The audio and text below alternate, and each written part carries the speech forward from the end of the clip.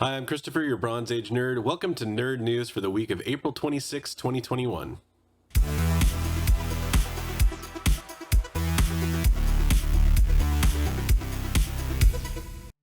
So first up, I know the elephant in the room is people are going to want to talk about the CGC price and fee increase, all effective April 28th. If you want to skip ahead to the timestamp I'm about to put up on the screen in this video, I start talking about it there. I have to talk about it for some time. It's a pretty long piece, so I wanted to put it at the end of the video for people that want to watch the other news stories. But I know a lot of you want to check out my thoughts and see what's going on with CGC, so definitely skip ahead if that's all you're interested in.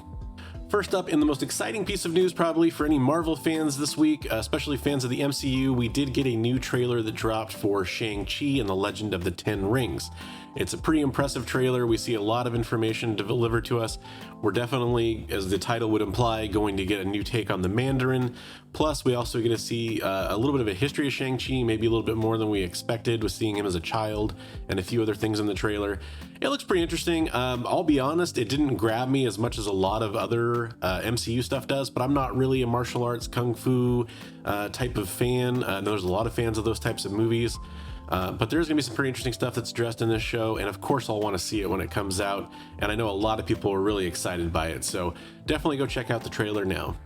Next up, we have some Netflix related news. If you were a fan of Love, Death, and Robots like I was for season 1, the animated anthology series that touches on a lot of dark topics and covers a lot of mature content such as sexually explicit content and violent content, sort of an Outer Limits or Twilight Zone, or in some cases, just a really cool anime style anthology series. It definitely reminded me of projects like Animatrix or a few other cool animated anthology things that have come out over the years, Heavy Metal, those sorts of things. And it's really cool. It does have the same creative team coming back with Tim Miller and David Fincher both involved for the second season, and it's going to start streaming in May. It's promised to once again feature naked giants, Christmas demons, and robots gone wild through a blend of styles and stories ranging from violent comedy to existential philosophy, and that does pretty accurately describe what the first season was like. I'm excited to see what the Christmas demons are. So I want to keep with the Netflix theme because we do have one other piece of Netflix related news. We found out that Castlemania Season 4 is not only going to be the final season, but it's also going to begin streaming in May as well on Netflix. This will be the last season of the Castlevania proper show, and it is going to start streaming on May 13th. However, there are now rumors afloat that they are looking to do a spin-off series, so maybe not all hopes for Castlevania on Netflix are dead. I know I absolutely loved the first season, and I thought the second and third seasons were pretty good, but maybe not quite as good as the first one. So I have high hopes for the fourth season to finish off strong, and I'd love to see what the spin-offs look like in the future. Probably the biggest news in gaming right now is that Jeff Kaplan, the creative director of Overwatch, has left. And of course, this comes at a pivotal time in Overwatch's franchise history, as Overwatch 2 is currently in development and highly anticipated by many gamers. While the reasons for Jeff's departure were not immediately obvious, it didn't take long for fans to speculate that this was probably due to creative differences between Blizzard and Jeff Kaplan. However, Jeff did like a tweet that implied the opposite, that it was an amicable change of position for him. So pretty interesting. We'll have to see what the future holds for Jeff. He's obviously been a pivotal face of the franchise for Overwatch for a while now, and it'll be interesting to see what he goes on and does after this. We got another big piece of MCU casting news as we learned that Emilia Clarke is joining the lineup for Secret Invasion, the new Disney Plus series coming, which should address the Secret Invasion storyline where the Skrulls invade Earth.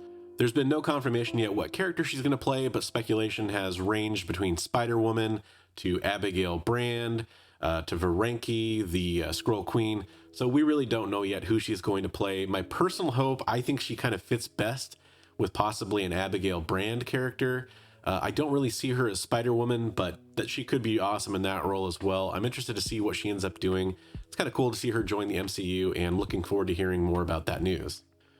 All right, I will drop a spoiler warning because I am going to talk about some events that led to the news that I'm about to discuss for Falcon and the Winter Soldier. Now, it's aired a few days ago at this point when this video drops. I think most diehard fans would have watched it, but go ahead and skip ahead to the next segment in the timeline if you don't want to hear the news. I'm not really going to talk about a big spoiler for the show itself, other than what we kind of all saw coming, which is that there is now a new Captain America 4 that's been announced, and it's going to have the same creative team as Falcon and the Winter Soldier. So basically, it's pretty obvious what happens from there, since Sam Wilson did take up the mantle, which he basically did at the end of episode 5 anyway. We see now that he's probably going to carry on the Captain America role in a feature film, which is really exciting, and I can't wait to see what they come up with for a storyline for that particular film. Should be pretty cool. I love the show. They did a great job. It was really exciting, and it delivered that classic MCU action that we've kind of been craving, because WandaVision was a little light on it, even though it was cool in its own rights. Like a lot of people, I'm a huge Lego fan, and it was pretty awesome to see the new UCS style set announced for R2-D2. We're going to get a giant collector R2-D2 set. There's been one previously, but by comparison, the new one looks a lot better. The dome still looks a little blocky, but considering it's made out of Legos, that's not too surprising. And this one definitely looks like it will have a lot more appeal for people. People are pretty excited about this already with May the 4th coming up. It should be a pretty exciting pickup for a lot of people. Personally, this one's probably a pass for me, as I don't really love the statue style Lego sets, and I don't really think that they can nail the round look of the dome perfectly in Lego form yet for me. Even though I did like the BB-8 little one that they came out with, because he's so round that it was pretty easy to forgive all the 90-degree angles you had to deal with in that particular build. I think they did a good job. This one, just something about it doesn't look right to me, but everyone else is excited about it, and I gotta admit, I gotta love Lego Star Wars, so more power to everybody that goes out there and gets it. If you do get it, go ahead and post down below in the comments. I'm curious to see how many people want to pick it up. Easily the biggest piece of news this week is that CGC announced some pricing and membership updates for their programs. They did cite the success they've had over the last year, which is no surprise to anyone that's been paying attention, as they've had a ton of submissions submitted to them, and they're majorly backed up right now. They claim that they wish to increase their capacity while maintaining high levels of standards of quality, which is debatable. There's been a lot of QC issues that have kind of become popularized in certain forums about things that CGC has done recently. A lot of hairs in slabs, a lot of books in backwards, a lot of wrong labels, that sort of stuff. Now, their volume has gone up, so this still could be a tiny percentage of the comics that do come out of CGC slabbed, but it's worth noting that their quality has been questionable as of late. A line that they've repeated over and over again, especially when people have inquired about different elements of this release, is that they hired 70 new people. One thing I think it's worth pointing out, though, is they hired these 70 new people over the last 90 days already. The price increase is taking place after they hired and presumably at least somewhat trained the staff. A lot of people are wondering if the new added staff is going to result in lower quality.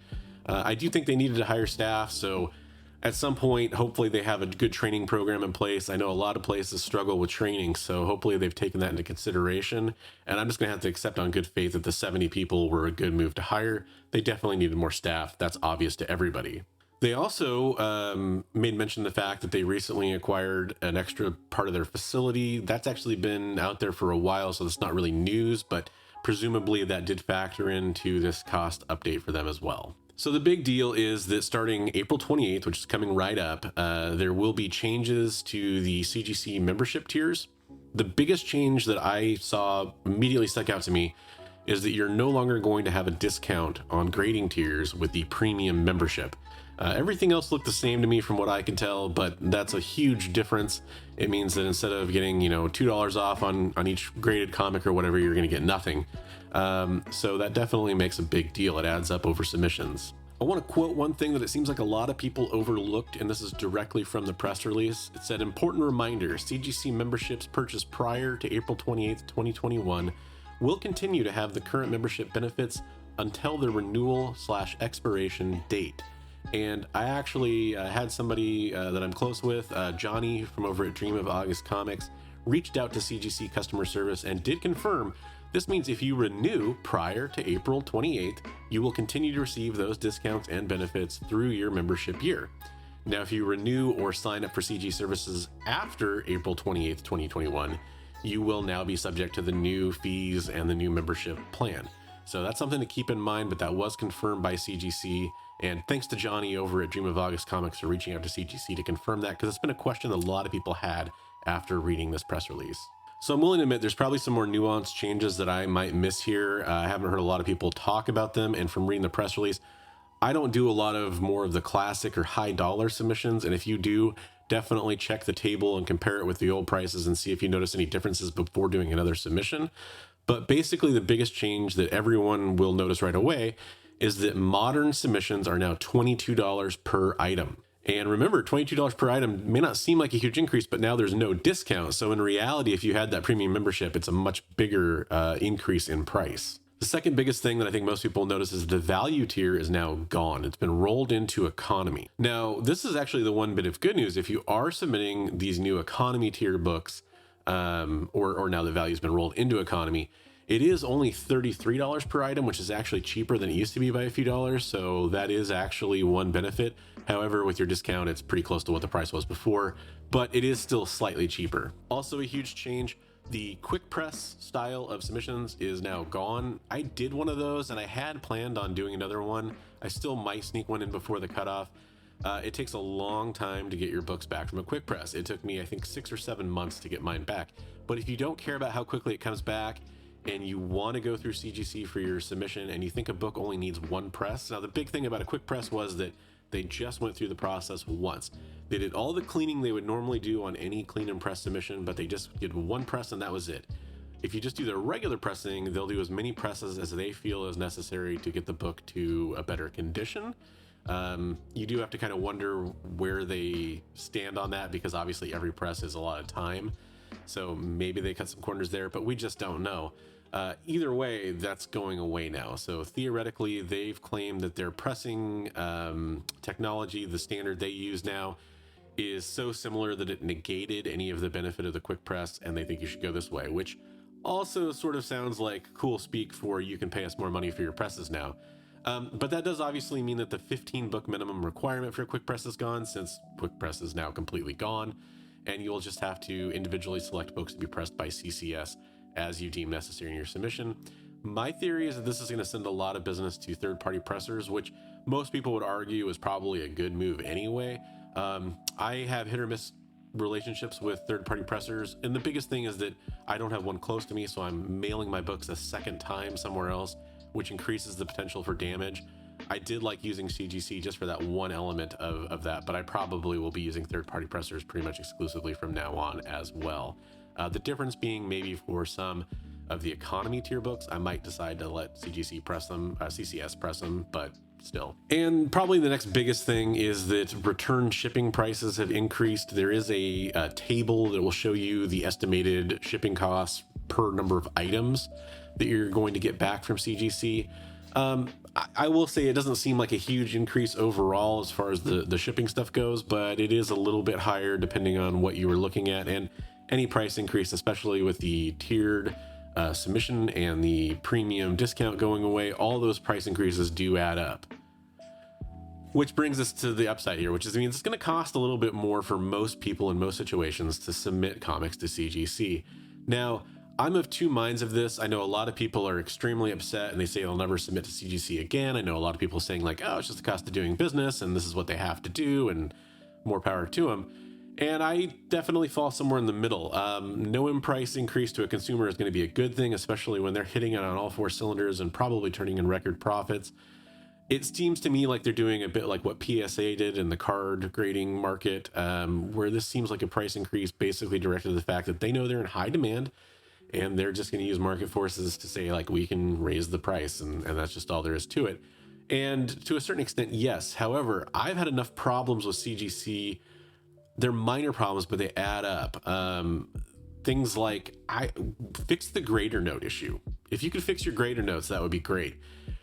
I understand why I might not get grader notes on a 9.8, but if I get anything lower than a 9.8, tell me what knocked it out of being a 9.8.